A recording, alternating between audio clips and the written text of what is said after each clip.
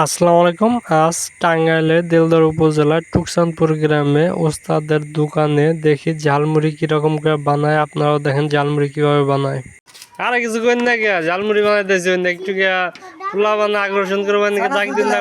এই যে কাঁচামরিচ, এই যে হসা, এই যে ছোলা, এই হলো বিট লবণ,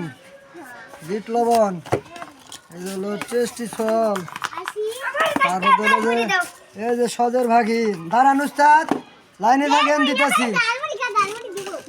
তারপর এই যে ডাউল, আরে কা সুন্দর ডাউল খাইলেই খাবেন না, ভাত দিয়ে খাবেন মনে হয় একবারে, ভাত দিয়ে খাবো ডাল বেল ভরিতে দেওয়ার আগে ঘুরিয়া জায়গা প্লানে হুদাই খেয়ে নিয়ে যাবার জায়গা খালি খালি বেলি। এই যে আমরা টাকা সুন্দর দিতেছি, এই যে ব্যাগ কিছু দিয়ে এখন মাখাইবো, মাখিয়ে হয়ে যাবো গা স্পেশাল ঝালমুড়ি।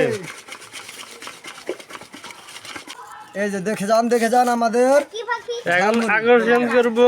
হ্যাঁ। এখন শৌখিন বাজরিকার কাঁধে শৌখিন ঝালমুড়িওয়ালা হয়ে গেল, শৌখিন বাজরিকার কাঁধে নিয়ে হয়ে গেছে স্পেশাল ঝালমুড়ি। হ্যাঁ।